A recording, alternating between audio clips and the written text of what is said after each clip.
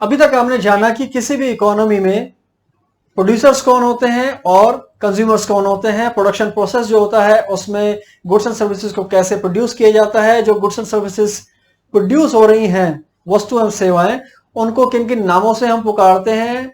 Depreciation जिसे मूल्यह्रास कहते हैं वो क्या होता है, स्टॉक और फ्लो वेरिएबल क्या होते हैं, और ये जो कंज्यूमर और प्रोड्यूसर हैं इनको बेसिकली हम टू सेक्टर्स कहेंगे, और इन टू सेक्टर्स के बीच में होते हैं कुछ फ्लॉज। आइए अब उनके बारे में जानते हैं। आपकी इकोनॉमिक्स की बुक में कुछ हो सकता है 3 सेक्टर मॉडल या 4 सेक्टर मॉडल भी एक्सप्लेन कर रखे हो, आपको उनको स्टडी नहीं करना है। क्लास 12 के लेवल पे मैं आपको फिर बता देता हूं कि आपको सिर्फ 2 सेक्टर मॉडल को स्टडी करना है, जिसमें एक सेक्टर है फर्म सेक्टर जिसमें सारे प्रोड्यूसर्स इंक्लूड होते हैं, और दूसरा सेक्टर होता है आपका हाउस होल्ड सेक्टर जिसको हम घरेलू क्षेत्र कहते हैं। उसमें सारे के सारे आपके क्या इंक्लूड होते हैं, कंज्यूमर्स इंक्लूड होते हैं।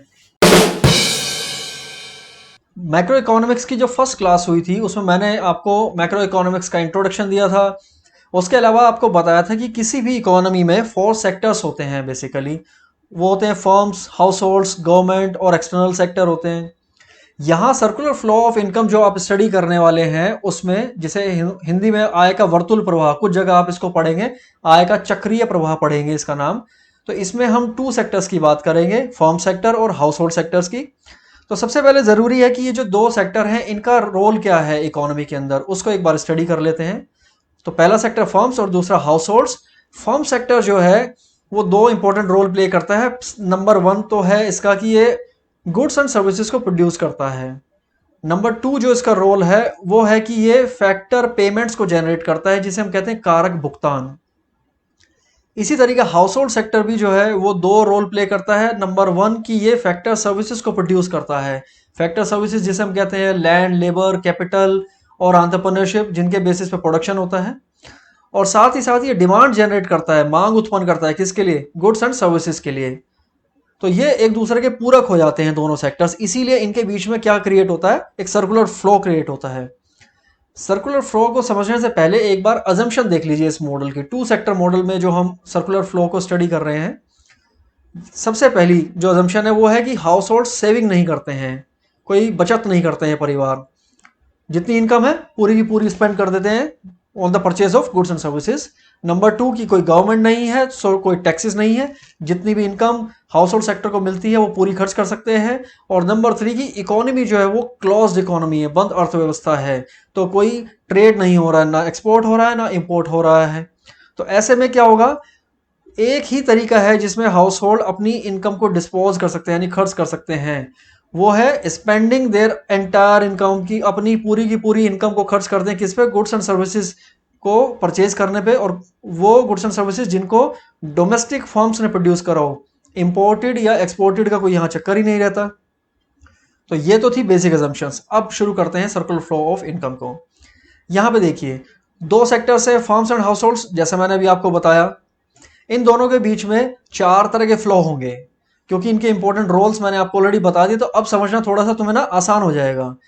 पहला फ्लो देखो, इसे हम कहते हैं spending on goods and services. House holds क्या करते हैं, उनको जो इनकम मिलती है उस सारी इनकम को खर्च कर देते हैं on the purchase of goods and services. Savings वो करते नहीं है, तो सारा का सारा कहाँ खर्च होता है, उन गुड्स एंड सर्विसेज के परचेज पे जो किसने प्रोड्यूस करे, फर्म्स ने प्रोड्यूस करे। और खर्च किसने किया, हाउस होल्ड्स ने। तो फ्लो कहां से हुआ, हाउस होल्ड से फ्लो हुआ किसकी तरफ, फर्म्स की तरफ फ्लो हो गया, राइट। उसके बाद second flow goods and services का। जब फर्म्स को स्पेंडिंग मिली, एक्सपेंडिचर किया हाउस होल्ड्स ने, तो बदले में फर्म्स ने क्या पे किया, गुड्स एंड सर्विसेज प्रोवाइड कर दिए हाउस होल्ड्स को। तो ये फ्लो आप देखिए, ये फर्म्स की तरफ से किसकी तरफ जा रहा है, ये हाउस होल्ड्स की तरफ जा रहा है ये फ्लो। साथ के साथ यहाँ आप हिंदी में देख सकते हैं, एक्सपेंडिचर जो स्पेंडिंग जो हो रही है गुड्स एंड सर्विस पे उसको वे बोलते हैं। और नंबर बी जो हमारा फ्लो है उसको वस्तु एवं सेवाओं को प्रदान करना, उनकी पूर्ति आपूर्ति करना, वो कहते हैं। अब थर्ड फ्लो जो है वो है फैक्टर सर्विसेज का। हाउस होल्ड क्या करते हैं, जैसा मैंने अभी थोड़ी देर पहले बताया था, एक काम तो वो करते हैं कि डिमांड जनरेट करते हैं, जो कि फ्लो नंबर ए डिपिक्ट करता है यहाँ पे। और दूसरी रिस्पॉन्सिबिलिटी या दूसरा रोल जो वो प्ले करते हैं वो कि वो फैक्टर सर्विसेज प्रोवाइड करते हैं, किसे, फर्म सेक्टर को प्रोवाइड करते हैं। तो ये फैक्टर सर्विसेज 4 तरह की होती है। हाउस होल्ड की तरफ से फ्लो फर्म्स को दिखा दिया है यहाँ पे। और एक और फ्लो है, वो है फैक्टर पेमेंट्स का। क्योंकि हाउस होल्ड्स ने फैक्टर सर्विसेज प्रोवाइड करी थी, तो बदले में फर्म्स क्या प्रोवाइड करती हैं हाउस होल्ड्स को? फैक्टर पेमेंट्स, जिसको हमने फ्लो सी कहा है। तो हमारे पास इंपॉर्टेंट फ्लो हो गए यहाँ पे, फ्लो ए, फ्लो बी और फ्लो सी। इनको तीनों को हमने मार्क किया है क्योंकि ये आगे इंपॉर्टेंट रोल प्ले करने वाले हैं जब हम नेशनल इनकम का एस्टिमेशन करेंगे। और फैक्टर सर्विसेज को हमने कोई यहाँ पे हमने डिनोट नहीं करा है किसी अल्फ़ाबेट से, क्योंकि इसकी ज़रूरत नहीं है फर्दर हमें। इंपॉर्टेंट बात क्या है कि ये जो फ्लो है ये year two year, year after year ये चलता चला जाता है इन दो सेक्टर्स के बीच में। रीज़न क्या है? हाउस होल्ड्स ने ये जो फैक्टर सर्विसेज प्रोवाइड करी, बदले में फैक्टर पेमेंट्स रिसीव हुई। और जो फैक्टर पेमेंट्स रिसीव होती हैं, हाउस होल्ड उन पूरी की पूरी फैक्टर पेमेंट्स को खर्च कर देता है on the purchase of goods and services. तो यहाँ एक्सपेंडिचर पूरा कर देता है। तो ये जो पेमेंट यहाँ से इधर गई थी हाउस होल्ड्स के पास, ये वापस लौट करके पूरा मनी इधर आ गया फर्म्स के पास रेवेन्यू की फॉर्म में। किसकी फॉर्म में आ गया? ये रेवेन्यू की फॉर्म में। और इधर किसकी फॉर्म में आता है? ये इनकम की फॉर्म में आता है इधर, राइट। और इसी तरीके से वस्तुओं का प्रभाव भी होता है कि ये गुड्स एंड सर्विसेज यहाँ पहुंची और बदले में हाउस होल्ड्स ने क्या प्रोवाइड किया? फैक्टर सर्विसेज प्रोवाइड कर दी। और ये ईयर टू ईयर चलता रहता है। लेकिन इसमें पॉसिबिलिटीज हैं, और वो जो पॉसिबिलिटीज हैं वो दो तरह की हैं। पहली है लीकेज और दूसरी है इंजेक्शन, जिसे हम हिंदी में क्षरण या भरण कह सकते हैं। वो कैसे होती है उसको ध्यान से देखिए।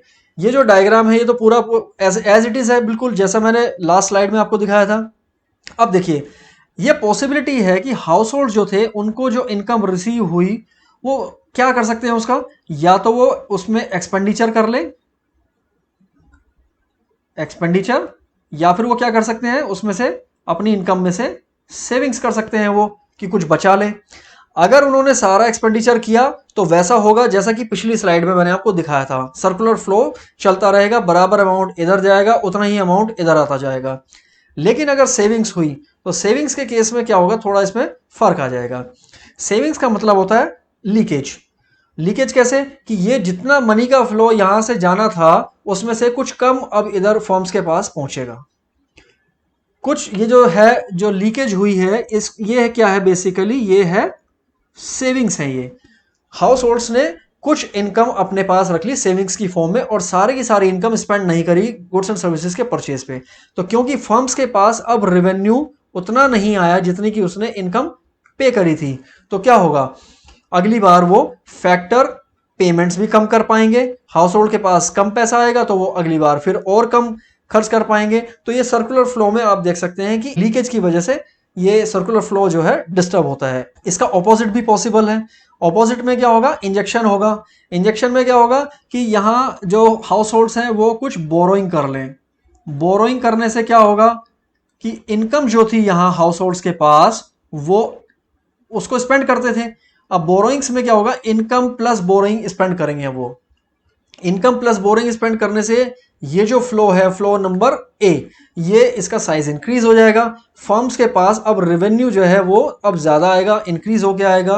और रेवेन्यू ज़्यादा आने के बाद फर्म्स क्या करेंगी? क्योंकि उनको ज़्यादा गुड्स एंड सर्विसेज प्रोवाइड करने पड़ेंगे बदले में, तो गुड्स एंड सर्विसेज का ज़्यादा प्रोडक्शन करने के लिए ज़्यादा फैक्टर सर्विसेज उनको चाहिए, और बदले में वो क्या करेंगे? ज़्यादा फैक्टर पेमेंट्स भी करेंगे। अभी तक स्टडी ये चारों फ्लोज जो हैं उनको हम क्लासीफाई कर सकते हैं।